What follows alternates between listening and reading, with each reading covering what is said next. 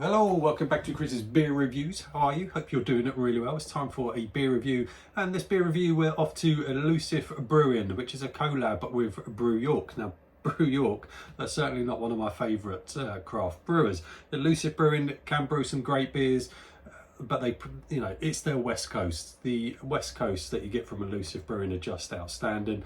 They've had a dabble in some other areas which haven't been so good, but hats off to Elusive Brewing. Their Oregon Trail series is fantastic. So Elusive Brewing and Brew York, they've brewed Super Red, an Imperial Red IPA coming in at 8.5% ABV. Super Red, who remembers Super Ted? Super Ted from the 80s. Used to love Super Ted when I was a kid. There's a fair old bit of writing on the back of this, but I'm not going to read all that out. It's too much. Let's just get on with it. Now, I do have to say, right from the off, this is pricey. This was £6.50, so this better be good. My downside is it's got Brew York written on the side of it, and I'm just not a fan of Brew York, but let's see what we get from this. 8.5%, £6.50 is strong money these days. Not much of a head, but that's not unusual with high ABV beers. Pop that there. Let's pop that on there so you can see that. God, that's proper chilled. Let's have a look at, oh, there's some good aromas. There it is in the glass. A lot darker on the screen than what it is here. It's got quite a light sort of toffee colour to it in front of me, but a lot darker on your screen. Let's get sniffing. God, huge citrusy vibe. It's their West Coast. I'm sure this is, it can't be because it's red, but it just smells like their West Coast. It's like that's their base for absolutely everything. It's piney, resinous, citrus, hoppy. Doesn't really smell like a red ale. Interesting. It just smells like Oregon Trail, to be fair. Let's get tasting it. Cheers.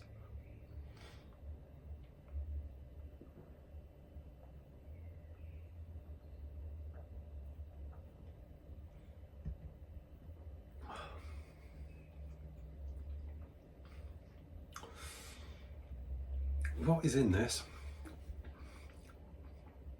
Oh, it's spiky. We've teamed up with longtime pals Brew York to brew and revisit our three-way red IPA in collaboration with the legendary Beer O'Clock Show podcast.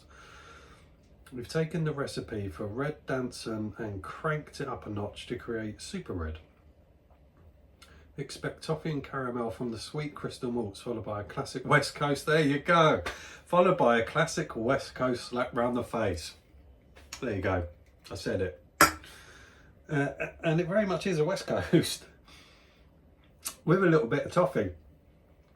It's just their West Coast. I mean, this is what irritates me. These sort of things irritate me because Oregon, Elusive Brewing are bang on with their Westies. There's no denying it. They produce fantastic West Coast and they're good at it, so I get it, but that just tastes like a West Coast. And there you go, it says it on the bloody side of the can, followed by a classic West Coast slap round the face. And it is. It's good, I like it, but it's not different.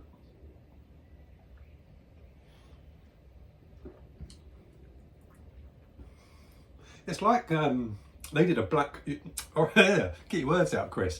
Elusive Brewing did a black West Coast IPA, and that was outstanding.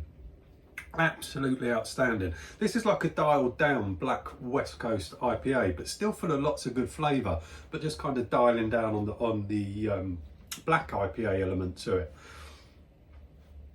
It is very good.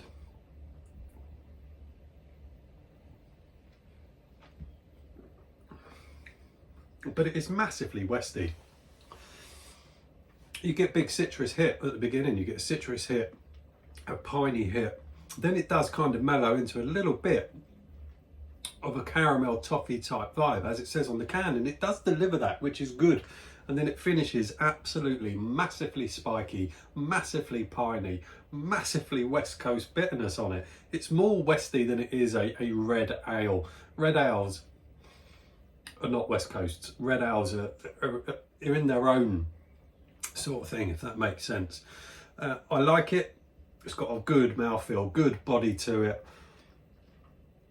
You can kind of pick up on that 8.5% ABV. I like it. Would I buy it again? No chance. I would not buy that again. At £6.50 for something that is predominantly a West Coast with something else kind of added in. No, I'm not happy about that. That's what I'm not happy with. I was expecting something a little bit different. I was expecting with a red ale, you can quite often get a berry vibe, and you're not getting that with this. And they're calling it a red ale. It's just another type of variant on their West Coast, but that's what they're good at and that's what they're sticking to. But in my opinion, it ain't a red ale. There you go, I'm all done. Thank you very much for watching. I do appreciate it. I'll see you on another one.